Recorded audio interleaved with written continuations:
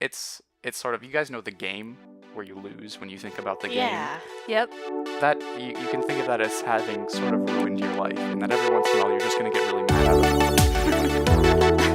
That's what's going on.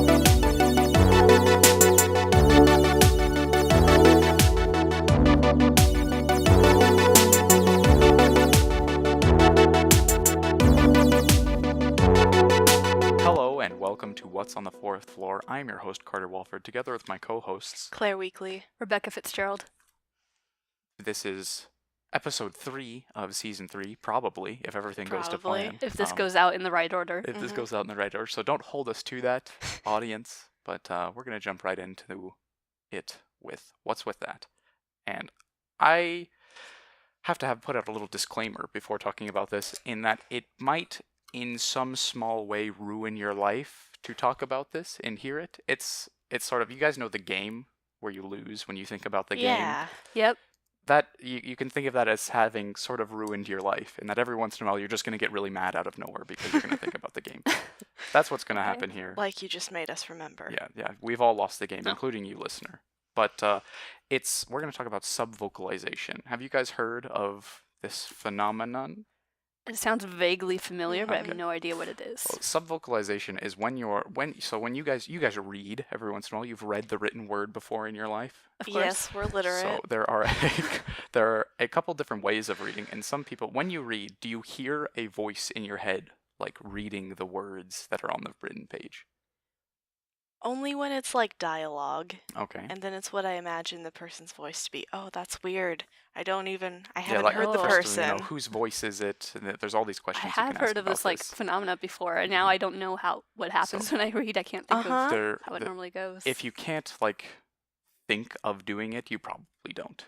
Hmm. This is what I've heard in the past. But there are some people that this is the only way they can read, is to like sort of speak in their head the words on the page. Is it them speaking or a voice they Well, generate? this is a question you can ask them. I personally don't do this unless what I'm reading isn't particularly interesting, and I don't really want to be doing it. And then it's like I'm forcing myself to read it. I don't want to Mhm. read this, so I'll have someone read to me. Anyways, this is called sub-vocalization when people do it.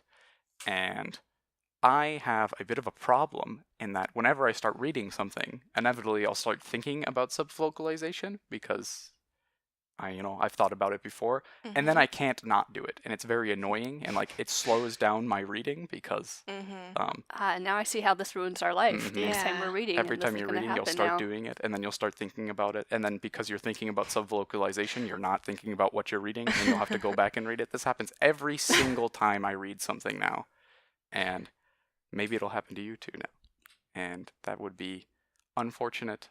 But I feel like the only time that I might do it is when it's like lines of dialogue, but it doesn't indicate who's speaking. If like two characters are going back and forth, because I tend to like kind of get lost. So I think at that point I start using different voices in my head, so that way it's easier to keep the characters separate. But I don't think I do other than that. But now I'm probably gonna start thinking Yeah. about it. can you see how this would like slow you down? Yeah. Because it's like an extra step. Instead of just comprehending what's on the page, you have to comprehend it, then speak it in your mind, and then you have whatever story is happening going on in your head.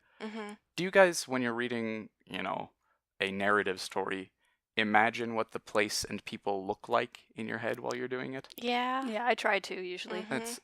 Is it vivid? Like you have a clear, like some people when they go to a movie of a book that they've read, they are upset because the characters are not how they imagined them looking. Okay, so I have a story about that. Okay, by all So means. I made the mistake of reading The Hobbit before The Hobbit came out. Mm-hmm. Oh no. And I mean, I didn't plan to. I read it, I don't know, 2013, I want to say. Props to Martin Freeman, by the way. He carries those movies. But anyway, so I read the book before I watched the movie, and the first movie was like 2/3 of the book. Mm-hmm. And I was really upset about that because they just glossed over some really interesting parts. Mm-hmm. And then they somehow made 2 more movies Yeah. about the last not even third of the book. And so were you? But I'd watched the Lord of the Rings before that, so I had some Yeah, expectations it is there. interesting. That's important. In The Hobbit, the third Hobbit movie is called Battle of the Five Armies, and that's like 10 pages in the book. Yeah. Uh-huh. In the book, Right Bilbo, at the end. Bilbo passes out, and it just like, and then it happened, and he woke up, and we don't talk Yeah. about it again. Uh-huh. But it's impressive because, it's a small book, relatively speaking. Right. And the 3 movies together are like 9 hours Yeah. if you just watch them back to back to back.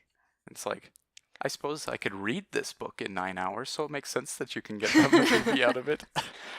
But this whole thing when you were talking about like seeing the characters in your head reminds me of when the first Percy Jackson movie came out. Okay. Because I had a lot of Annabeth? friends. Exactly. Yeah. I had a lot of friends really into it, and one friend in particular was really upset about one character, Annabeth, because in the book she's supposed to be blonde and blonde. curly, and in the Mhm. movie Oh. long dark brown hair. And for some reason, it was that detail that bothered my friend more than any of the plot inaccuracies or Yep. anything. I can see how that's annoying when they just sort of blatantly, break what was said in the book. Mm-hmm. Hmm. But some people get upset where it's just like, this isn't how I pictured them looking, which I don't. First of all, I don't really get a vivid picture of what people look like in books when I'm reading them. They're just sort of like these vague, amorphous entity things in my head. I don't know how to do I it. feel They don't like have if faces the for one. author does a good job, I can draw them. You know Mhm. how if you're dreaming, Mm-hmm. things are sort of not well defined? Right. That's yeah, how until it works. they are, and it Mhm. gets weird. Yeah, and then it's weird. But that's how it works for me. Yeah, I think for me When it does reading depend books. on the level of detail given by the author. Mm-hmm. But anyways, so Although I'm much more entertained just by interesting characters than any description the author could give. Hmm. that is sort of way more important. It's what these people do and how you feel about them Mm-hmm. versus how they are described to Right. look Mm-hmm. and how well they're described. But anyways, so next time you're sitting down and reading something, think about whose voice that is that's in your head, and then not be able to read again for the rest of your life because you Great. can't stop thinking about it. Great. Almost like I- make myself forget this conversation next time I read. I Or apologize. like imagine Morgan Freeman's voice, but like every time you read. Mhm. And then you'll just be concentrated on that, and you can get back to reading and forget you're doing And it. it's like a nature documentary or something. Every Exactly. book becomes a planet Earth. Mm-hmm. It'd be so calming. He has such a nice voice. Like, those textbooks from middle and high school that were just so boring, Mhm. you could Yep. barely bring Of yourself to course. read them? Did you ever have that one classmate that whenever you read it out loud in class, just Oh made my it goodness. like legitimately entertaining to listen to? Oh, okay. I thought we were Uh-huh. talking about the person who reads really slowly for a Oh, second. no. Like, I've had I those mean, classmates I've had occasionally. those too. Where do they just sort of they have good acting while they're reading it? Well, the example that comes to mind is in ninth grade geoscience. His name was Nash, and his voice was about as low as Morgan Freeman, Okay. but then Nice. also added funny intonations to like every sentence to make it, I don't know, just entertaining, Bearable. bearable. That's a good word. Props to Nash. Mhm. Maybe he could be your sub-vocalized voice. Yeah, if you're gonna have one, might as well have a good voice in your head. Mhm. Apologies to any listeners who did not sub-vocalize before and to my co-hosts. Of course, if you are a sub-vocalizer, it's just business as usual. That's how you work. But for the rest of us, life But has what if changed you did and dramatically. you weren't aware of Mhm. it? That is because I suppose that's the thing. It's like there's two types of Uh-huh. people and they don't think about each other. Hmm. And maybe they feel like they're missing out because they've never had this experience of not hearing a voice. Audiobooks. Audiobooks. That is the thing. I listen to way more audiobooks now because it's like I can't. It's so much harder to read having thought about this. So what does the voice in your head sound like? I guess it's my voice, kind of. But, Okay. that's a weird question. What is the voice in your head sound like? Yeah. Like when you're thinking. Do you guys, when you think, do you hear Yeah. a voice? I mean, like, when I'm aware that I'm thinking, or in a situation where I would be talking to myself if Mhm. I were vocalizing what I was thinking. Yeah, Mm-hmm. I'm completely on board Yeah, with that. I think my thoughts sound the way I sound to myself when I'm speaking. Mm-hmm. I think. I have been getting caught, walking down the street a lot lately, and people will see me like kind of talking to myself, like mouthing thoughts to myself, and it's really embarrassing every time. But it's been happening a lot lately. Do you guys, walking down the street? Not walking Not down the usually. street in the bathroom mirror. Yeah. Okay. Moving on from these sort of issues of internal experience, we're going to talk about. I have a bit of a gripe and something that has happened to me lately. I mean, it's not so much a gripe anymore. Okay. As you will find out. Occasionally, you guys, this has probably happened to everyone. but you will have a series of unfortunate events that happen to you. And it's like you're having a bad day, and just things keep happening. Like you stub your toe as soon as you get up out of bed in the morning. And then from there, it's like a cascade of... Yeah, like Murphy's Law is Yeah, just striking everywhere. I've had weeks like that. That happens to me sometimes, but there comes a point, and I don't know, the question is, does this happen to you guys? There comes a point where so many unfortunate things have happened that it starts becoming like absurd, and I'm laughing at it. It's like, this is a statistical anomaly, and it becomes entertaining. Like I'll hit my head on my bed frame and just laugh because it's like, this is the 6th bad thing that has happened to me today. I think I've had it where it's like I'll do something really clumsy that I would never do on a normal day, and it's like, of course it would happen today of all days. It becomes ridiculous after a while. I mean, I guess those sort of things happen to me, but just it might be the norm. I'm not sure. That's just Usually my when life. I like take a step back is in any situation where someone would be prompted to call 911. Like, so this one day, I was in tech and someone dropped a couch on me and I put a screw through my knee in the same day. An entire couch? Like, how was the Yeah, couch an in a entire position to then couch. fall on you? Okay, so it was a scene change during a musical, Okay. and one person didn't show up for run crew, and I was the assistant stage manager, so I was trying to cover for people. Okay. And so I put all my things on stage, and then someone needed help carrying a couch because the person wasn't there, and I was like, yep, I've got it. So I pick up the couch, I start walking backwards. I like tripped over, I'm not sure, something or my own feet, but when that happened, my arms were like waist level and I just fell backward, and their forward momentum kept going. Push it right on top of you. Yeah, and so it kind of just fell on top of me. And then later I put a screw through my knee. So the couch thing's a bit better than what I was imagining, like it falling from a big distance, like a big height above the ground. No, like it a wasn't loft like or attached something, to and it fell off of a the fly back or of it. anything, but I mean, it still sounds that's painful, still unfortunate. And then a screw going through yeah, your knee? I put a That's no screw good. through my knee. So we were tearing down the set, and we had these about 1.5-inch supports supporting the big row of platforms in the back, and that went along the entire length of the stage, and they were thumbnailed in, which means they were just sticking straight up off the ground, assuming the wood wasn't there. So one of the screws had a stripped screw head, and my supervisor couldn't get that removed, so he stripped the wood from around it, and I'd been working underneath the platforms, unscrewing all the platforms from each other, and my screw gun ran out of energy, as it does. Battery. Yeah, it can only last so many hours. And so I went to change the battery pack, and he went to get pliers to take the black screw out of the black floor. And I went, changed it out. I just was like, oh, I'll just go under here, double check my work real quick.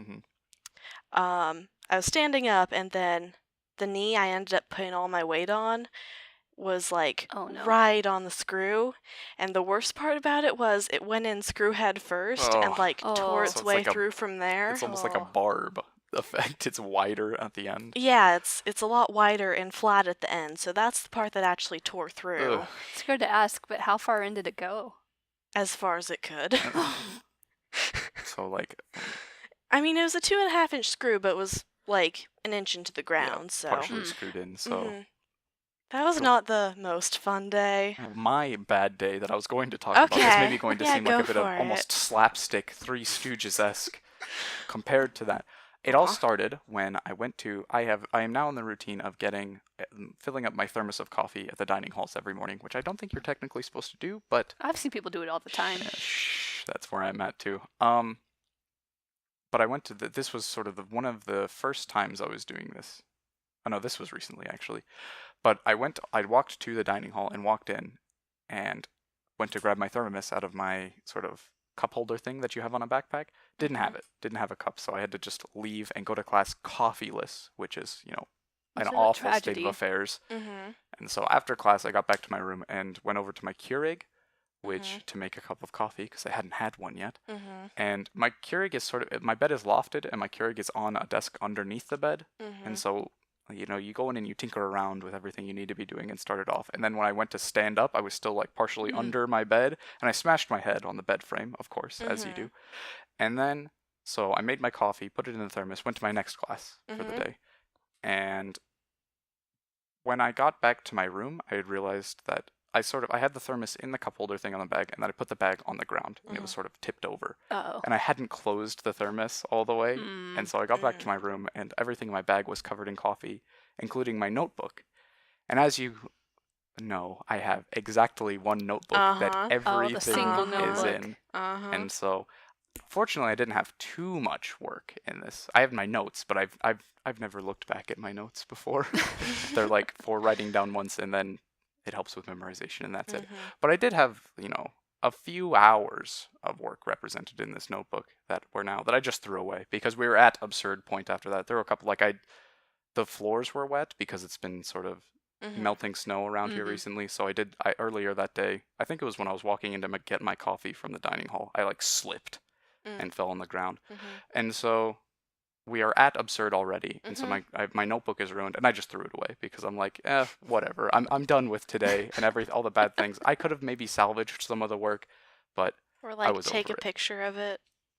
Was it this week? Because at least we're only 3 weeks in. Yeah, it was this week, and so nothing major was lost, but just like just enough to be what would have been very aggravating. But because we were past the point of absurdity, I don't care anymore. You know, maybe I've just gone insane, and I'm laughing at all this misfortune. I'm gonna go out and seek it now. Honestly, hearing stories about like beds being lofted and people hitting their heads make me very grateful for my bed because it's also lofted, but it's lofted about as high as you could possibly get it. Okay. And I'm not that tall, so I can stand up under it and not hit my head, and I'm very grateful, especially when hearing stories like that. That's so perfectly. That's the engineering involved. Is if you're, I don't know, shorter. Yeah. Yeah, if you're short enough and you can loft your bed high enough, it's perfect. That is perfect, and you would avoid this because this is something that happens so often. It's like, did you guys have bed frames in your house or whatever that sort of stuck out a bit from the bed, and you would smash your shins on it?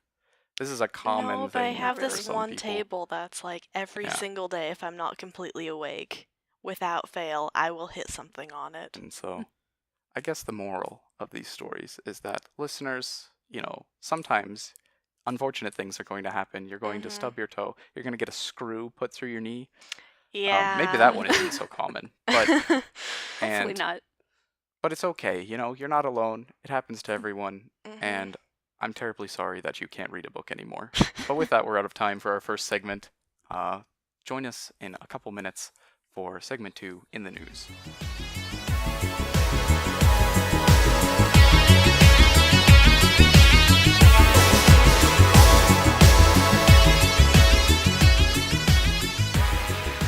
Hello and welcome back to segment 2 in the news of What's on the Fourth Floor. Today, Bring It Around, hosted by Rebecca. All right. What do you got for us? So I have an article here about the world's most powerful tractor beam. Cool. Which should be fun to talk about. Tractor beams, real or fiction? Yeah, so Apparently they're we starting to have one. become real. Starting to become real. So basically, scientists have 192 loudspeakers, and they were able to levitate a 16 millimeter wide styrofoam ball, which doesn't sound very impressive yet, but it's the largest thing that they've been able to levitate in quite a while. And so they're using sound waves to do this? Exactly. So these are sonic tractor beams, so they use loudspeakers that create these high pressure shapes out of sound, and they call them acoustic holograms. And basically they can kind of hold an object there in the middle of it. And if you can kind of think of the sound vibrations in air, like, you know, when you go to a concert and you're near speakers, you can feel the sound through the air. So those vibrations, they're able to kind of harness those to hold objects in midair. Yeah, that's really impressive. This is like something that you could see and hold. That's the sort of scale that we're on, which is yeah, especially what they used to be at. So for years, the largest thing they could levitate was barely larger than half the wavelength of the sound that they used to create the beam. That's not big. Yeah. But for reference, wavelengths of sound that we can hear, they range from 17 millimeters to 17 meters. But this are obviously on the lower end of that. So, the lower not wavelength. like 9 meters. No.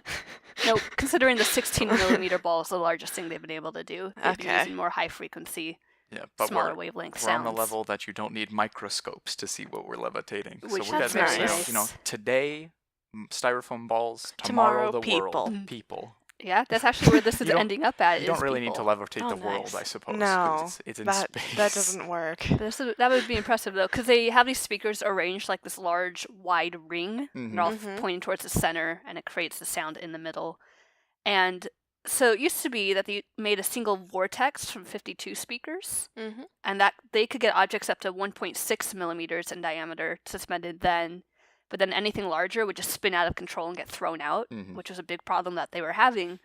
So then they decided to use 192 speakers, and they're able to create these two like alternating vortexes of sound by doing these different pulses that like spin clockwise, counterclockwise. If you're looking at how the sound waves move in the air, they had a really nice diagram in their video, which I'm gesturing with my hands, and I know that doesn't make much sense, but Can't help it. This just Yeah. sounds like it's Gesturing with your hands helps us a little, helps the audience none. this is Yep. one of those things where, you know, if you're lucky as a physicist or any kind of scientist, you will Mhm. find yourself in a research position where when you describe it, it's just really cool. Mm-hmm. You know, a lot of research is like, oh, Well, I feel. I don't want to call it boring, but you But know, like when you try to describe it to people, yeah, then you get sort of glazed Mhm. over looks. yeah, I mean, I think regardless of what you're doing to non-physicists, it's kind of just gonna do that at least for a while. But this is like vortexes of sound, which is kind of Yeah, cool, even it's- if you're not Mhm. that into it's like- science. Yeah, Mhm. you can use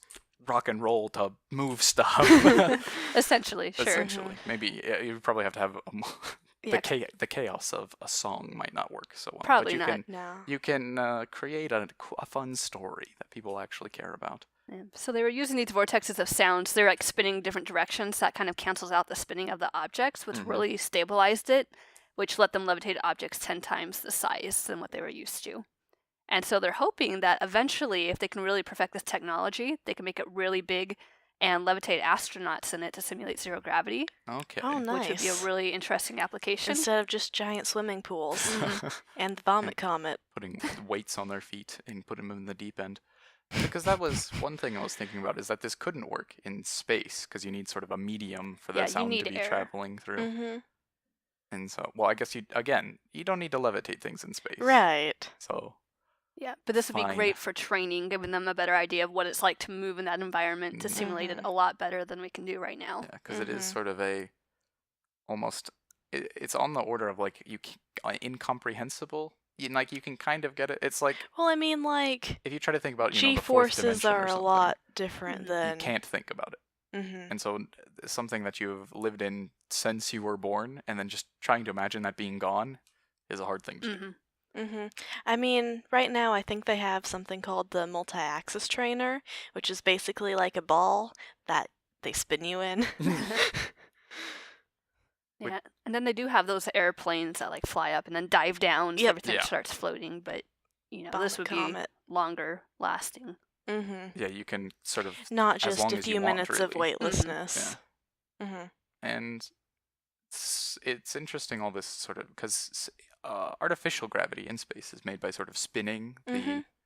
the whatever you're in, the Mhm. spaceship, hmm and so we're using spinning vortices. Is that Mhm. the plural of vortex? To Are you create. thinking of vertices, like a vertex? Well, versus we're a talking vortex? about vortex. So, Vortexes. Vortices. I'd you know, say I don't know if the article vortices. actually had. The plural. Oh of no, it. the article says vortexes. Vortexes. That's unsatisfying. Yeah. Yeah. It's like how the plural of octopus is technically octopuses, Not octopi. but everyone says octopi Oh. because it just sounds better. It does. Yep. Now we're gonna keep talking about plural words. I'm Mhm. sorry, listeners. No more news for you for a little bit. I have been listening to, I have listened to audiobooks where the word data is used, and they always use it as the singular. The data Mhm. is, But it can also be or plural. the plural, the data are. And so I've always thought of data is. Data is a singular word. Yeah. But apparently, it has come to my attention the comparison between the words data and media, and where Mhm. the singular of media is medium, And so the singular of data is datum. Okay. A single datum. Huh. When you I have feel like I heard that in some a statistics cluster of class data. before, but and that that sort still of that seems really weird. changed my view of these two words. And I'm on board now. I'm a full force data is plural English is weird. kind of guy. Yeah, it's weird for me because I watch Star Trek, and in The Next Generation, there's a character named Data, in which case Data is It's singular. singular because that's his name. Fair enough. Yep. Which makes it even more confusing. Proper If you nouns. cloned Data, would they be datas? They say Datas because at one Yes. point He he has a Yeah. brother. Spoiler alert. Uh-huh. Oh, what? Yeah, you can't even make hypotheticals about Star Trek. They've just done everything Yep. already. Mm-hmm. But anyways.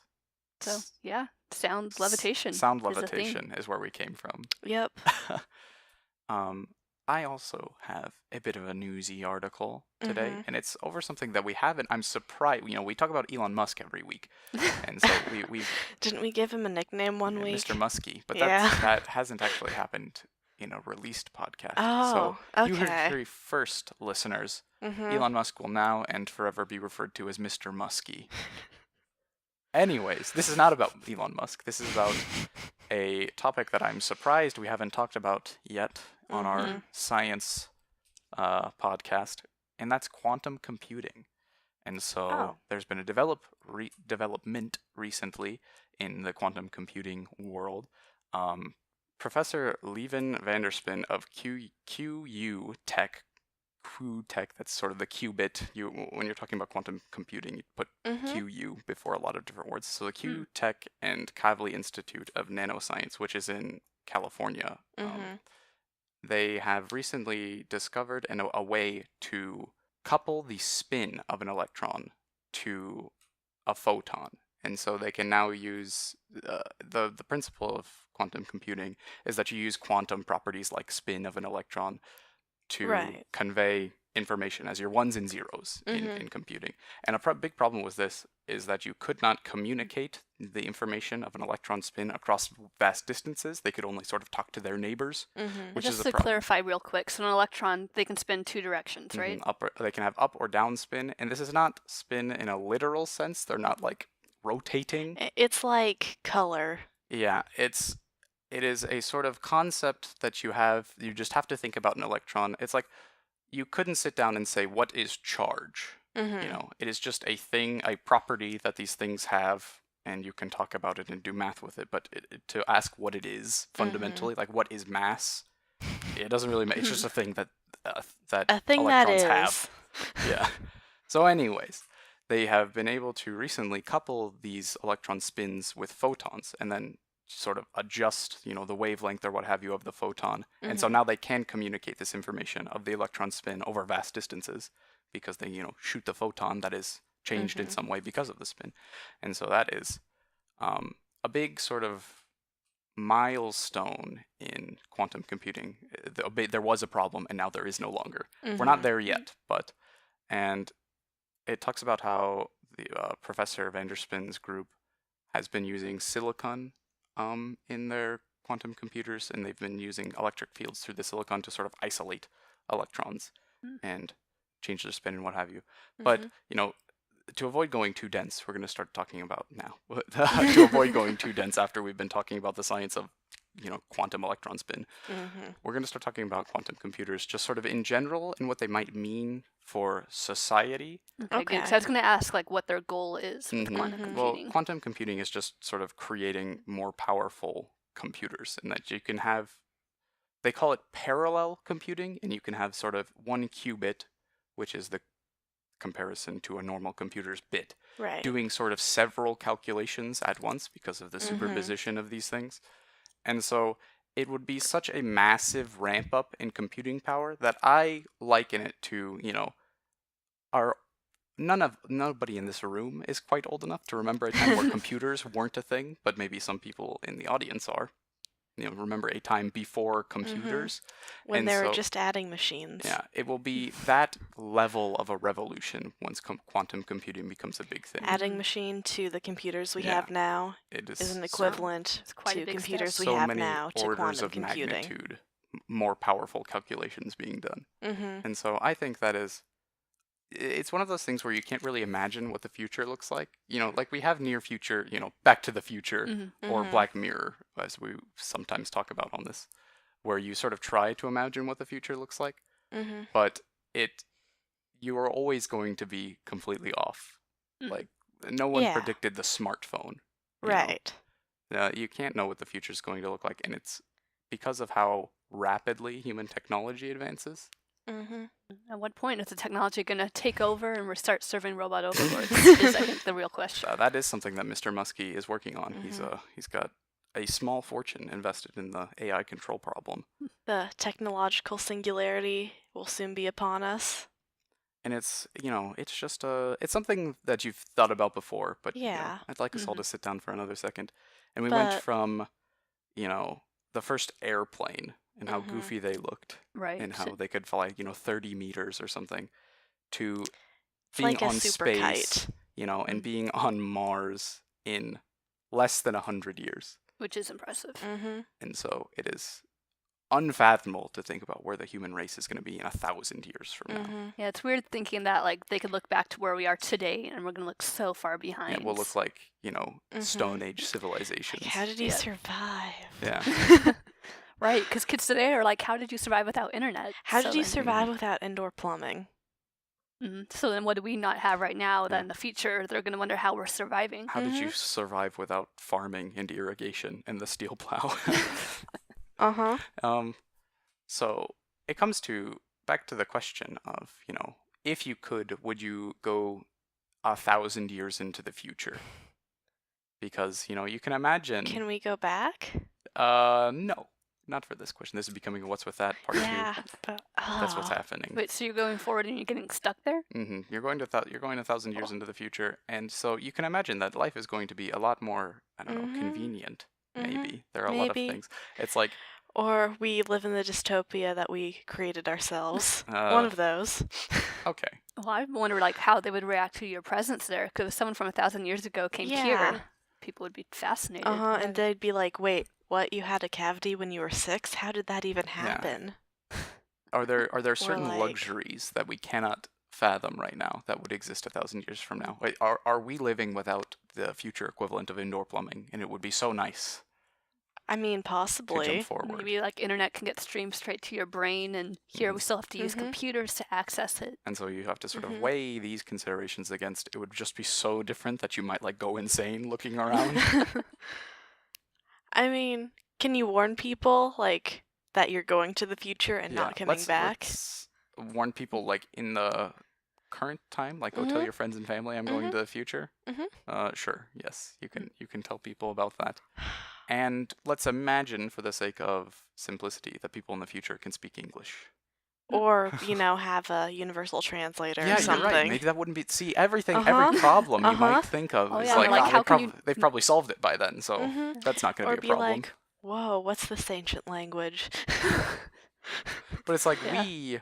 there are people on Earth who speak languages from 2,000 years ago. Right. Not well, because they're dead languages or what have you, but you could maybe communicate to someone in the future. Be interesting to see what countries are like in 1,000 years. If they're still Uh-huh. relatively Or what if they there are are now, still if it all- countries. Yeah, or if it's become like a Uni- united global Mhm. government, if humanity's expanded out Like into space. UN on steroids. Okay. Maybe. With interplanetary, like Star Trek Federation Yeah, Mhm. Star Trek Federation style, but without the military dictatorship. style. They always talk about how in Star Trek this isn't a military organization. I don't watch it. Yeah, they're I at science mean- and exploration. is Yeah, their main but- focus, they do have like Especially with the I think. original series, if you look into it, everyone who ever has, the governorship of a planet has had some high rank in the military. and because they're always at war with like some other species. Like Mm-hmm. there's been the Romulans, there's been the Mhm. Klingon, Cardassians. Mhm. That whatever Star Trek show you're on, they're always Uh-huh. in conflict. So there's always Yeah. going And, to be a lot of the military problem in elements. TOS is, oh no, we gave this high-ranking commander governorship of this planet, and then he massacred half the civilians. That's the plot of several Yeah. original series And this makes me think about episodes. potential news with Mr. Muskie. It hasn't happened yet, but this is Mhm. speculation news. If Elon Musk went to Mars and just claimed it and said it's mine now, Mm-hmm. who would stop him? There's nothing you could do about it. He could start, breaking international treaties or or what have you. Well, if there's still some reliance on Earth, then Okay. national and international governments can have an influence on could, it. shut it off and say, no, Uh-huh. we're not going to send you But we are Until you potatoes comply. anymore until decades until away you stop. from But say having Mr. a permanent Muskie is presence. fully self-sustaining on Mars, Mhm. and he just says it's mine now. No one can stop him. I think that's Uh-huh. insane. That's like a problem. I imagine this is going to be a problem at some time in the future. That somebody That just goes just with, no one can stop them. space lasers or something and set up on a planet, and, that's it now. Considering It's how far yours. in the future that would be, I imagine like general technology will have improved a lot too. So it seems like other people wouldn't be that far behind from getting out to Mars behind him. Okay. I had to akin it to, say someone went to Antarctica and decided to claim a large portion of Antarctica. Like, as long as they weren't interfering with the researchers and just general people already there, are there general people in Antarctica? The international governments would not support that action, but they probably wouldn't militarily remove them. There comes a point where it's like it's more work than it's worth to get you off of Antarctica. It's Yeah. like, okay, you can Uh-huh. go. Of course, here hang you have out like in an this. alien planet, so you'd have to wonder like human presence there is going to start affecting it somehow. Mm-hmm. Yeah. As compared to Antarctica, which is still planet Earth. Right. There's another topic, and we don't have long to talk about this, but it's sort of there's only one that my thought on this is there's only one Antarctica, and so if Right. people are mucking about on Antarctica, we would have like a lot of reason to stop them. There's only But one Mars. There's only one Mm. Mars, right? But assuming there's nothing super special like life or what have you on a Mhm. planet. Mm-hmm. Is it really that? But like Jupiter's got 80 moons. If I go set up on a moon of Jupiter and start, mucking about with it, is it really that big of a deal? Like, Only if there's liquid on the is this- surface. okay, if there's no, yeah. Am I being too human centric and saying we have the right to do whatever we want? Or do you see how any rock on space is like it's just a rock in space? I mean, I'm not sure what other perspective we could take on it other than the human-centric one. I mean, a lot of the reason that we don't want to potentially destroy any independent biological systems on Mars is because we want to research them for our own benefit and Yeah. knowledge. Yeah, I'm on board with that too. The sort of it is not so much an issue of, do we have the right to, but anything we do as humans is sort of because it's in our best interest. Mm-hmm. Pretty much. Which makes sense. The human race is going to want to propel itself forward. Mm-hmm. And when you don't have like active opposition going to these other planets, like you don't have, sentient creatures there that we know of Mm-hmm. to be in opposition, then it seems like people believe then they have the right to go Yeah, and so start it's studying It's everything. just who has the proper level of foresight for these types of things. Yeah. And so, with that, we are out of time for our segment 2 in the news. Stick around, listeners. We've got, of course, another riveting game of trivia hosted by the Trivia Master, if I do say so myself. Thank Claire. you.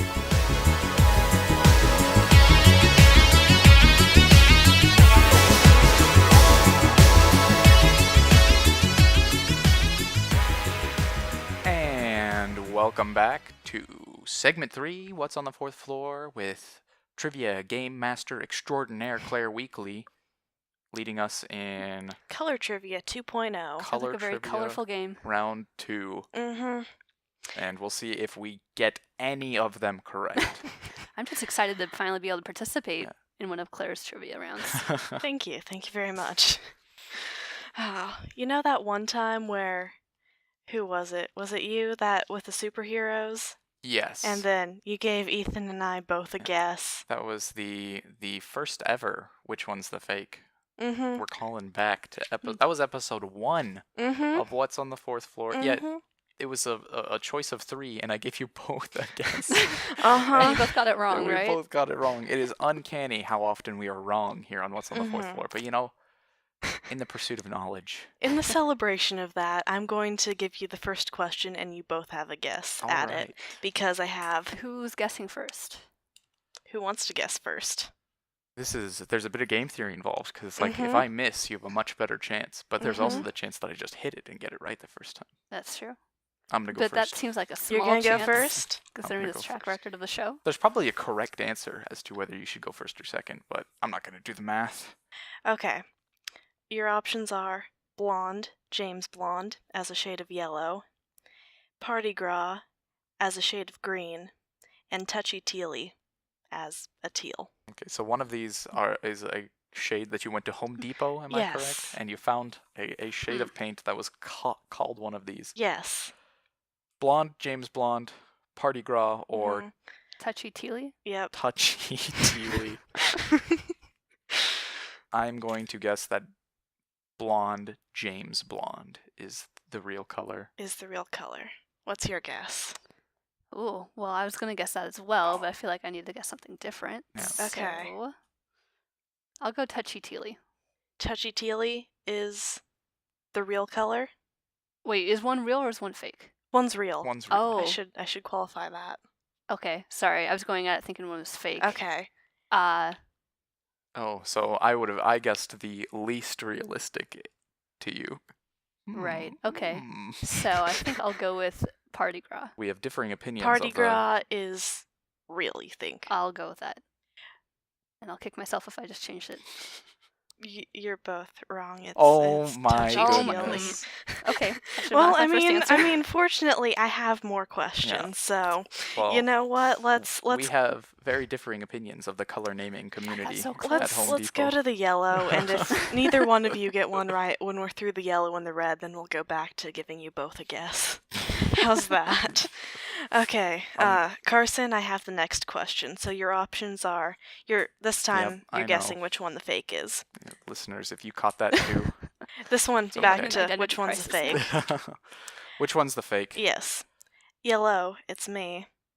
Buttered sweet corn and spicy banana pepper. Okay, so two of these are sort of Are real. two of them are Mhm. real, one of them is fake. Yes. Two of them have a sort of flavor theme, Mhm. and we are calling.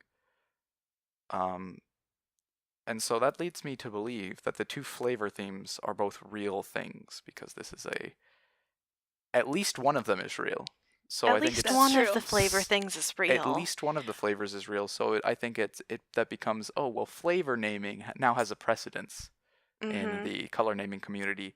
So I'm going to go with yellow. It's me is the fake Is the fake. of these three. Final answer? Yeah, we're going deep on the mind games. Final I answer. disagree with your logic, so this will be interesting. You are correct. Oh, okay. I'm Best going to logic. and I am going to give you a marble for that one. One whole marble. That's my Mhm. favorite point. One whole marble. Yeah. Okay. If I had to ask for any kind of consolation or score, give it to me, marbles.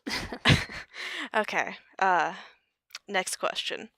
Your options are extra virgin olive oil, golden kiwi, and supple sunshine. So again, we have two food ones. Exactly. Hmm. Now, was I psyching one of you out or not? I want to go with the logic I was going to use, where because there was a food related one, you would also pick a food related one because you know that food related ones seem logical for color names. Okay, so there was extra virgin olive oil, Golden kiwi, Golden and kiwi. supple sunshine. supple sunshine. I think I'll go with. Okay, I keep getting myself confused. I'm picking the real one or the fake one. You're picking the fake We're one. now picking Okay. the fake one. I don't know why this is so confusing to me. I'll go with extra virgin olive oil for a fake. Is the fake one. You are incorrect. Which one was the fake? Supple sunshine. Supple sun- Once Yeah. again, it's my all the logic food is one. just I was not good. hoping Yes. that one of you would go for that. Pick up on it. Yep. Yeah. There has been a quizzing of Mhm. trivia where I put the correct answer as the third option every single time. Yep. So maybe we were in on Mhm. Claire's I mean, mind. that is how I write the questions. I She'll put have the to- correct ones on top and then the incorrect ones below that. Mm. And I kind of just mixed them in. But when I handed them to Carter, he read them in the order that I wrote them down. And no one picked up on it. And no one So picked up on it, and I was just laughing in the corner the whole time. Have we now keyed into the mind of Claire? Mm. Let's find out with the Maybe. next question. Okay, next one's for you, Carter. See if you can back that up. Your options are cheery cherry, Oh, faded no. cranberry, and red rose. I can only keep going with the pattern. If I don't, I feel like I'm just an irrational person. Okay. And I'm just picking things at random. Mhm. It must be that red rose is the fake. Final answer? Final answer. what is it? Incorrect. Oh, Hey. if it Faded was, cranberry was the fake one. I think if I picked one of the fruits as the fake and then I was wrong and it was red rose that was fake, Mm-hmm. I would never have trusted myself. So Well, she just And- deviated from the pattern. Yep. That's good to to know. keep my own Mhm. sanity, I had to guess red rose. Okay. Your options are Attic Trunk Red, Rich Raisin, and Red'em and Weep. Okay, pun Attic Trunk Red. Game. What was the raisin one? Rich Raisin. Rich Raisin. Yep. And Red'em and Weep. Yep. Huh. I'm trying to think, like, how clever are these people really at naming colors? I mean, you were there for all the last puns. Yeah, how willing are they to Oh. use puns in their names? Probably very willing, because it I seems mean, like we had a pun category with as many questions as the red category and the yellow category. Goodness. I think I'm not gonna go as- with Red Raisin Red Raisin is the fake or one. Rich. Rich Raisin. Rich Raisin. Yeah, Rich yes, Raisin I'll go is with the that fake as the one. fake. The Final raisin answer? one. Yeah. False. Oh, The pun was the darn it. fake one. Mhm. Good. I You was know like- what? I'm glad the pun was not the real one. If you are, in a position to be naming shades of colors, Mm-hmm. try not to use puns, listeners. It Here's, seems like that might here's the appeal to real people and puns as sell a better. review that I actually found. Sublime Lime, Establish Mint, I Pink I Can, and Blew Me Away. Those were all real. Those, please. Mm-hmm. I mean, I did come up with a lot of puns on my own, including Red'em and Weep.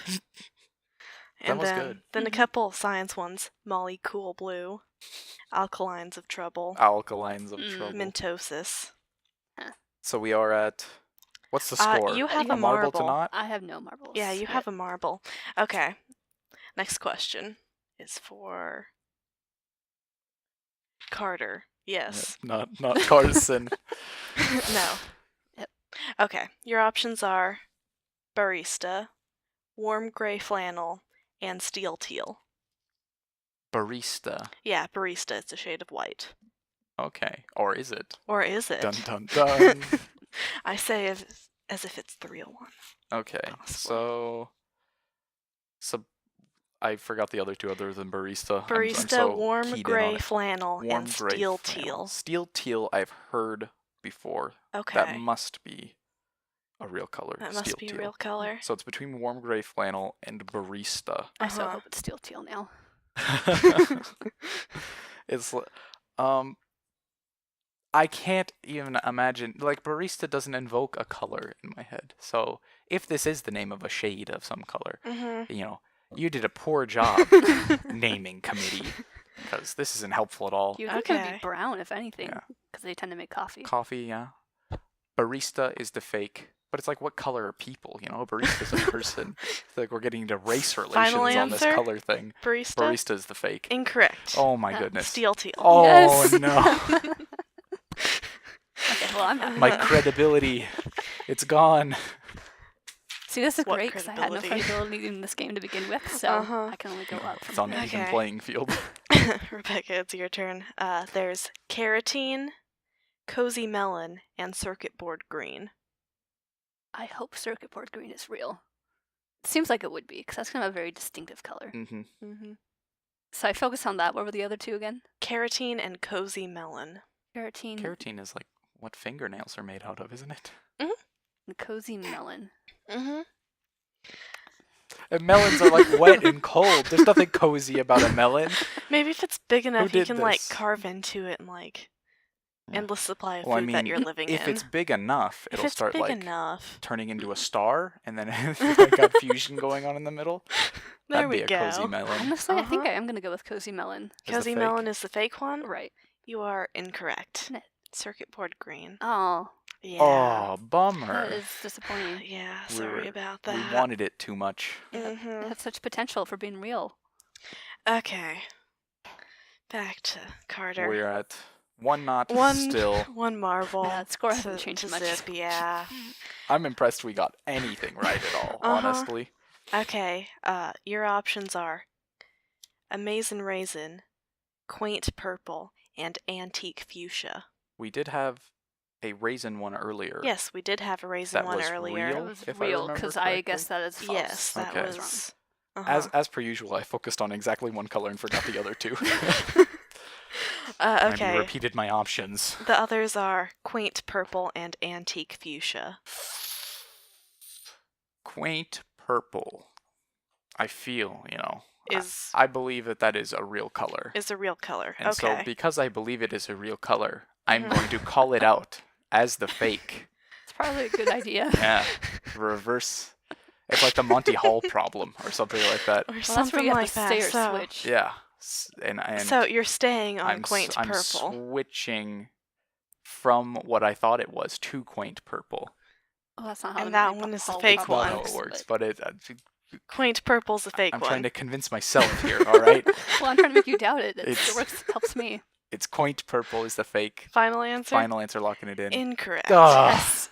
Amazing raisin. Amazing. It was was the the raisin raisin. one. Why Yeah. couldn't it have been the raisin one? It was last the time? raisin one. Raisins are Okay. dumb colored anyways. Well, rich raisin exists. Who likes Mhm. raisins? Okay. Post in the Rebecca, comments your if you like options are raisins. meteorological, spaced out, and ebony swan. This is, as we are nearing the end of our time together, Oh man. this is to take the game to a final round. Yeah, pretty much. So meteorological, spaced out, or ebony swan. Mhm. Well, I've been trying to use logic every time, and it's Mhm. failed me every time. That's the point. Yep. So This is most illogical. I guess I'll go Mr. with Spock. ebony swan. Is the That's fake the one. fake. Is this like Ye- rock, paper, scissors logic? It doesn't I'm matter, so just I'm just going to picking pick one. one. That one's fake one? Final Sure. answer? You are correct. Oh Yes. my goodness, the Yes. rock, paper, scissors logic. Okay, you also have Pick one at Yay. random. a marble now. As soon as I threw out logic, it works.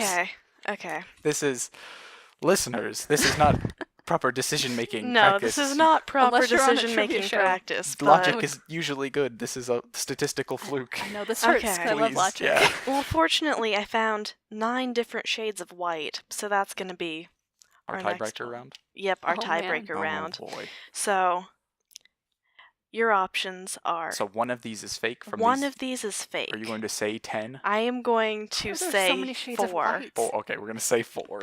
White Mission, Moonlight White, White Bean Hummus, and Ultra Pure White. Again, we've got like an almost race relations type thing going on. I'm going to say ultra pure white Is the fake. is the fake. There's no way, like the PR department of Home Depot is got to be kicking this one out. You're incorrect. Ugh. Oh, it's real. Moonlight For all White the marbles. is the fake. Oh wait, okay. So, you're still tied. We're still tied. Back to Rebecca. Hey, so if I get this, I win. Yeah, if you get this, Which you is- win. I haven't And been if doing you so well, don't- but Okay, We're just we going to have have to accept that we're both losers here today. or both winners. Or both we winners. both win. we have vanilla, coconut ice, shoelace, and filtered moon. Okay. Vanilla. Vanilla, coconut Ice. ice, shoelace, and filtered moon. Don't know why anyone would pick shoelace as a color. Yeah. And But like, what does it again, mean to logic filter doesn't the help. moon? I don't know. I didn't make the colors up, except for Good. one of them. Except for one of You them. did make up. I did make one of them up. Vanilla seems so generic. It seems like that would have to be Mhm. one.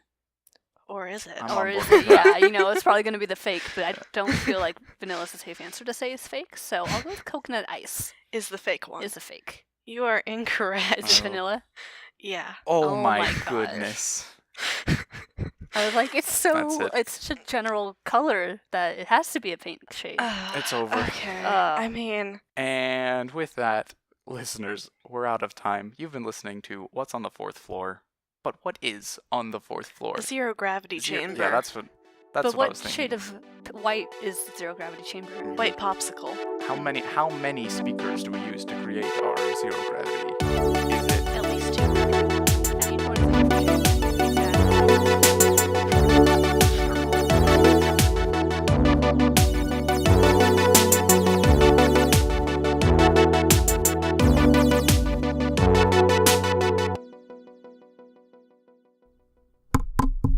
Hello?